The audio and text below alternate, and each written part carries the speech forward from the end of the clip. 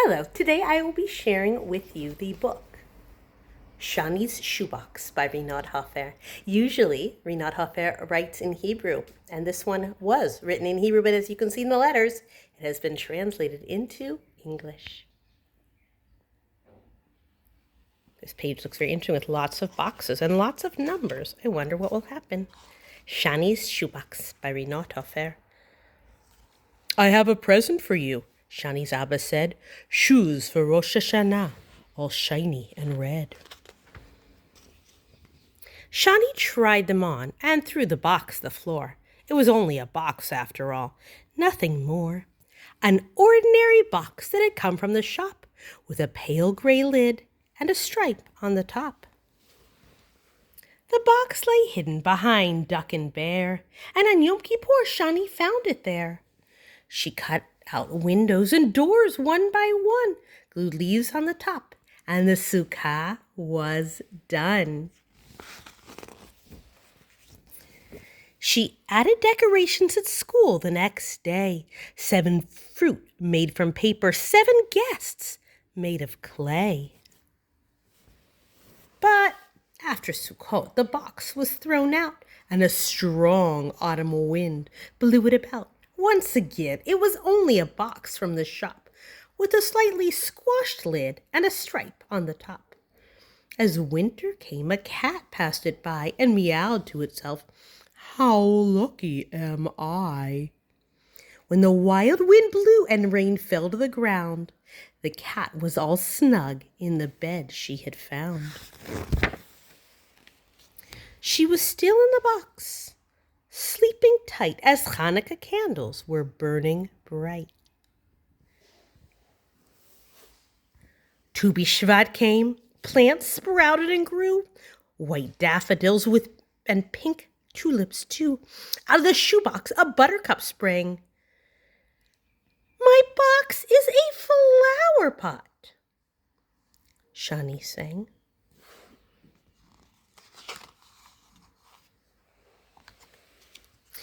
Shani replaced the flowers with pride and left the shoebox forgotten outside.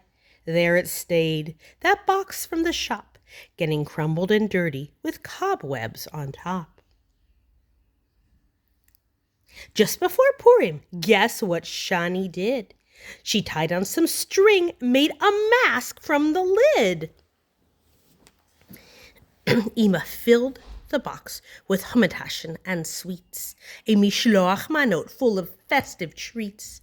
In school, Ori ate more than his share, and the box was returned, now empty and bare. Once more the shoebox was left out of sight, until the day the sun shone bright. Turtle doves nested, wing touching wing. At home, spring cleaning was in full swing. Abba worked hard to make everything clean, so mess and chametz could no longer be seen. Ima was tidying the house all around, and things that were lost were suddenly found.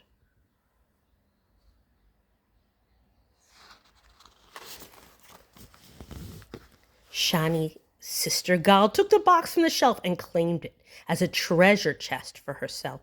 She added some glitter and drew on some paints and then filled it with all her trinkets and playthings.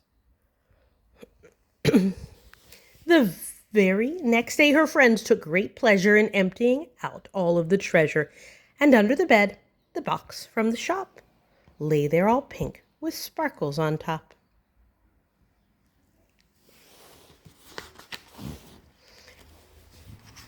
Pesach arrived, and on Seder night, the afikomen was hidden from sight. Shani soon found it and claimed her prize, a new doll with sparkly eyes.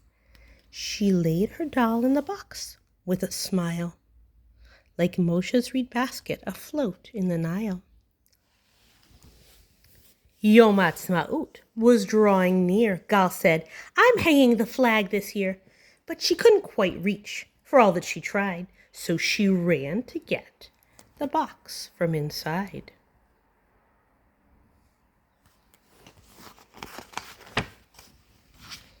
Ema worried, but Abba said it was cool for Gal to climb on her makeshift stool and hang the flag triumphantly for all of Israel and the neighbors to see. The box lay in a drawer for the next 14 days, collecting old paper for the bonfire blaze. On Lag BaOmer, the box held a stash of warmed baked potatoes, all covered in ash. Ema fixed the box, and look what she made! A beautiful basket for the Shavuot parade. Full of fresh fruit, it was sure to impress. The same goes for Shani in her new white dress. 2 grapes were all that was left from the crop. Ema cleaned the box and cut a slot in the top. Surprise! I made us a polling station. We all get to vote where we go on vacation.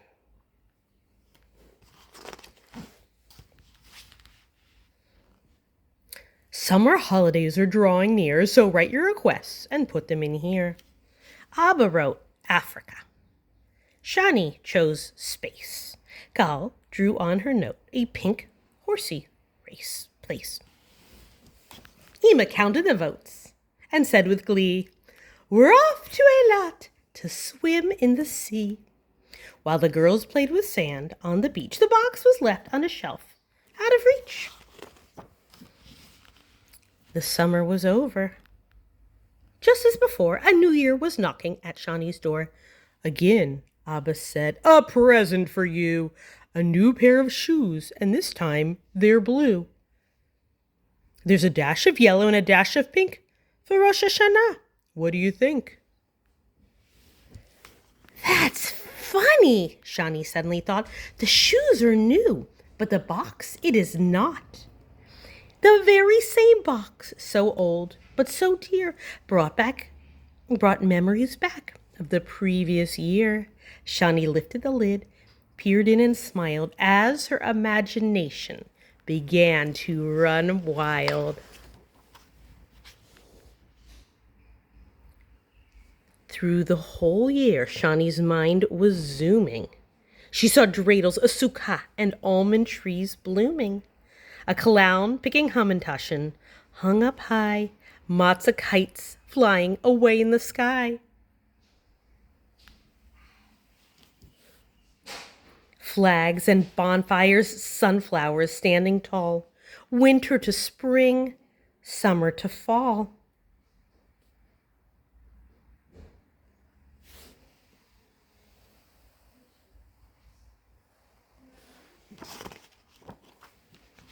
One year is over. There's a new one ahead. And Shani, shh, she's sound asleep in her bed. And at the end, the pictures from the beginning make a little more sense. We can see her box through the year at Rosh Hashanah, and Yom Kippur, and Sukkot, Chanukah, Tu B'Shvat, Purim, Pesach, Yom Ha'atzmaut, Lag BaOmer, Shavuot, a whole year together.